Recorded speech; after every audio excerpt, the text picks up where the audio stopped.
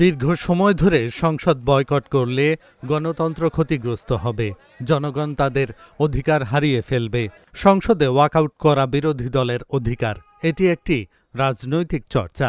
তবে নিজেদের রাজনৈতিক দলের আকাঙ্ক্ষা বাস্তবায়ন করতে গিয়ে জনগণের অধিকার যাতে হরণ করা না হয় সে ব্যাপারে সরকার বিরোধী দল উভয়কেই যত্নবান হতে হবে। শনিবার দুপুরে নগরীর সার্কিট হাউস মিলনায়তনে বরিশাল চেম্বার অব কমার্সের সদস্যদের সাথে শুভেচ্ছা বিনিময়কালে এসব কথা বলেন তিনি।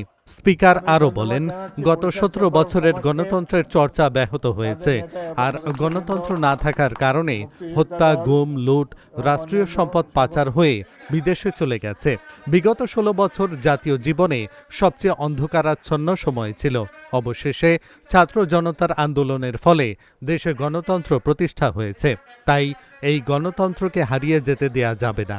জনগণ যেন তাদের পছন্দের দলকে নির্বাচনের মাধ্যমে বেছে নিতে পারে। আগামী দিনে কোনো স্বৈরশাসক বাংলাদেশে প্রভাব বিস্তার করার কোনো সুযোগ নেই। রাজনৈতিক দলে মতভিন্নতা খুবই স্বাভাবিক ব্যাপার, যে কারণে এতগুলো দল বাংলাদেশে।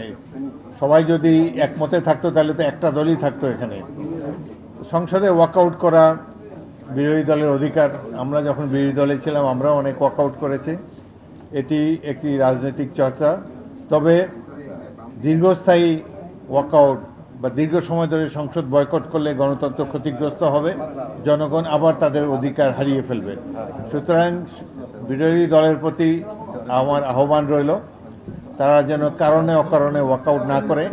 সরকারি দলের প্রতি আহ্বান রইল, তারা যেন বিরোধী দলকে অ্যাকোমোডেট করার চেষ্টা করে, বিরোধী দলকে তাদের কাজ করার মতো সেই স্পেসটা যাতে তাদের দেয়, এবং বিশেষ করে যেসব দল স্বৈরশাসনের বিরুদ্ধে একত্রে রাজপথে আন্দোলন করেছে তারা যেন নিজেদের মধ্যে ঐক্য বজায় রাখে।